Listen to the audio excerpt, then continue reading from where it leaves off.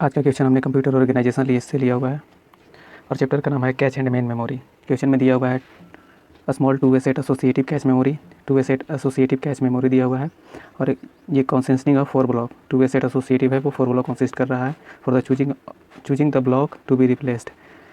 ये 2 set associative दिया हुआ है और इसी को चूज करके हम लोग रिप्लेसमेंट एल्गोरिथम इसमें अप्लाई करने वाले हैं, जिसमें कि एल्गोरिथम का नाम है लीस्ट रिसेंट यूज्ड, LRU का यूज़ किया हुआ है इस क्वेश्चन में। और इसमें फाइंड करना है कि नंबर ऑफ़ कैच मिसेस, इसमें कि कितना कैच जो है मिस हो रहा है और ये कितना कैच हिट हो रहा है, लेकिन हमको मिस फाइंड करना है। तो हिट और मिस दोनों पता चल जाएंगे कि कैसे, और सीक्वेंस मेरा ये दिया हुआ है क्वेश्चन में। चलिए इसका सोल्यूशन देखते हैं। सोल्यूशन देखने से पहले सबसे पहले हमको टू वे सेट एसोसिएटिव समझना पड़ेगा कि ये आखिर होता क्या है। तो टू वे सेट एसोसिएटिव एक मेमोरी रिप्लेसमेंट का टेक्निक है कि जैसे मेमोरी में कोई भी पार्ट्स हम लोग सेव करते हैं, ये एक्चुअली कैश मेमोरी में होता है। अगर CPU किसी भी चीज़ का डिमांड करता है तो इसमें मेन मेमोरी से जब कैश मेमोरी में कोई भी डेटा जाता है तो उसको रखने की जगह के लिए हम लोग अप्लाई करते हैं, जो कि सेट एसोसिएटिव नाम का एक टॉपिक है और उसी के बारे में आज हम लोग इस क्वेश्चन में समझेंगे। तो वही टेक्निक हम लोग यूज़ कर रहे हैं इसमें, ठीक है। क्वेश्चन में दिया हुआ है small two way set associative, मतलब कि मेरे पास टू वे सेट एसोसिएटिव है और ये 4 ब्लॉक टोटल दिया हुआ है मेन मेमोरी का। तो इसमें हम ये कैश मेमोरी का 4 ब्लॉक दिया हुआ है। तो अब इसमें देखेंगे कि मेरे पास नंबर ऑफ़ सेट कितना लगेंगे, मतलब कि इसको हम अगर फाइंड करें कि मेरे पास टू वे सेट एसोसिएटिव है और ब्लॉक कितना है,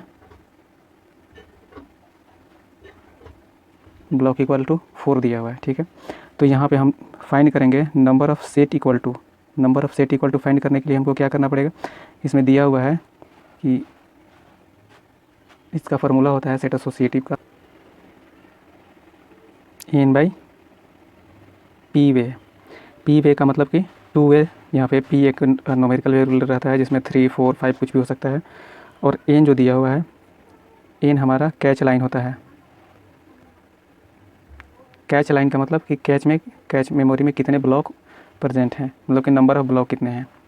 तो यहाँ पे नंबर ऑफ़ सेट निकालेंगे तो क्या हो जाएगा, नंबर ऑफ़ सेट निकालेंगे तो मेरे पास 4 ब्लॉक है और यहाँ पे p वे का मतलब कि 2 वे दिया हुआ है, ठीक है। तो number of set equal to कितना होगा, 2। तो सेट मेरा 2 हुआ, कौन कौन, 0 और 1, ये 2 सेट हो सकता है, ठीक है।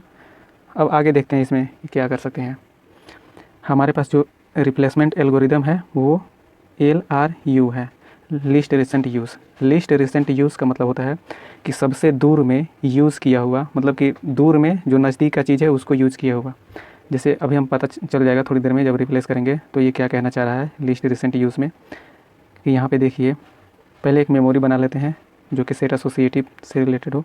तो यहाँ पे मेमोरी बनाते हैं, मेरे पास 4 ब्लॉक है तो 4 ब्लॉक ले लेंगे। ये जो भी हम क्रियाक्रम कर रहे हैं वो कैच मेमोरी में कर रहे हैं अभी, ठीक है। और ये देखिए ये हमने बनाया है, ये सेट 0 का और सेट 1 बनाया है, और मेरे पास ब्लॉक कितना है, टोटल 4 ही ब्लॉक है। 4 ब्लॉक को ले लेते हैं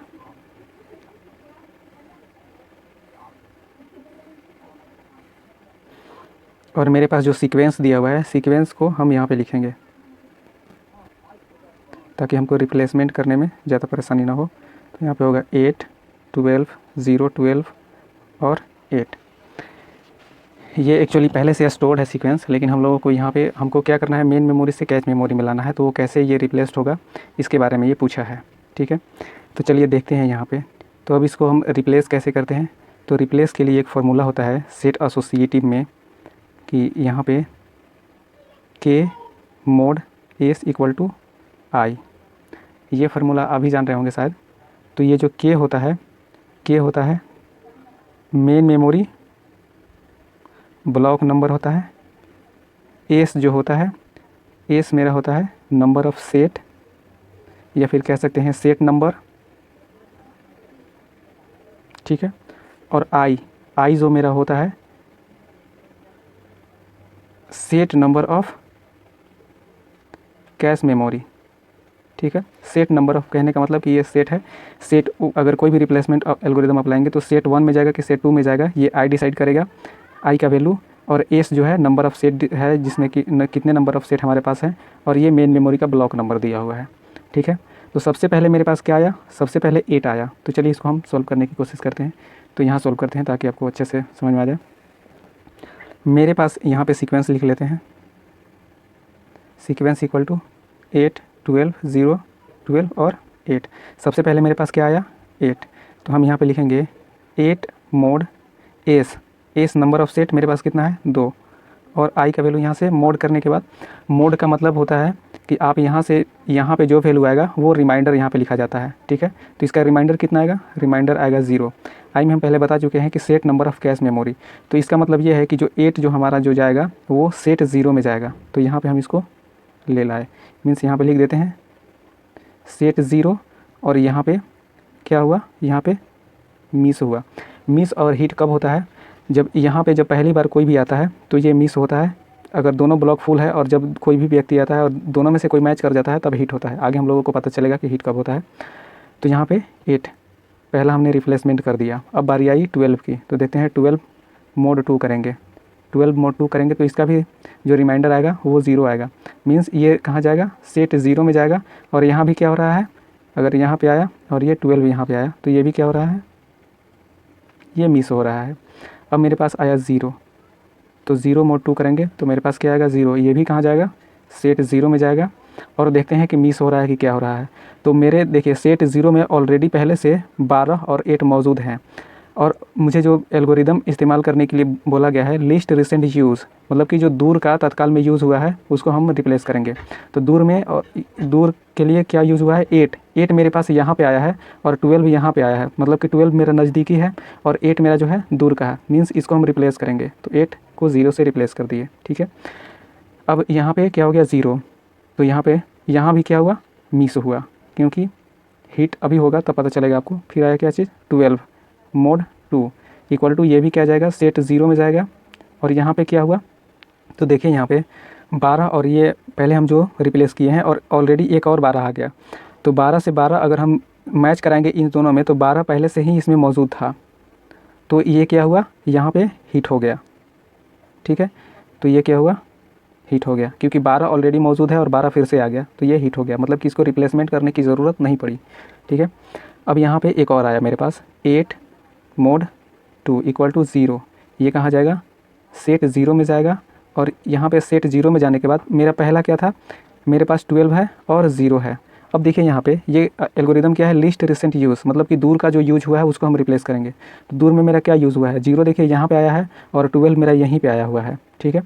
तो हम 0 को रिप्लेस करेंगे तो यहाँ पे क्या आ जाएगा, 8 आ जाएगा। तो अब ये मेरा क्या हुआ, फिर से ये मिस हुआ। तो अब यहाँ पे हम देखेंगे कि नंबर ऑफ़ मिस कितना हुआ। नंबर ऑफ़ मिस हुआ यहाँ पे हमारा 1 2 3 4। आप यहाँ भी मिस लिख सकते हैं डायरेक्टली, मिस, यहाँ पे भी मिस, यहाँ पे हिट हुआ तो एच लिख सकते हैं और यहाँ पे मिस, ताकि काउंट करने में आसानी हो। क्योंकि ये हम लिख के आपको समझा रहे हैं ना, आप इसको ऑटोमेटिकली माइंड में ही सोल्व करके आपको रिप्लेसमेंट करना रहता है एग्ज़ाम में, और ताकि टाइम का बचत हो, ठीक है। तो आप यहाँ से आप डायरेक्टली कर सकते हैं, तो आप यहाँ से मिस और हिट लिख सकते हैं नीचे, ठीक है। तो number of miss equal to कितना हुआ 4, और इसी तरह से number of hit equal to कितना हुआ, तो number of hit equal to 1 हुआ। अब हम ऑप्शन से मैच कराएंगे कि ऑप्शन में कौन सा मैच करता है। आप ऑप्शन में देखिएगा तो ऑप्शन सी आपका मैच करेगा, और यही हमारा आंसर भी है। दोस्तों गेट का जितना भी न्यूमेरिकल है उसको जल्द से जल्द सोल्व करके आप तक पहुंचाने की कोशिश कर रहे हैं। चैनल को सब्सक्राइब कर लें ताकि कोई भी नोटिफिकेशन आपसे मिस ना हो। Thank you.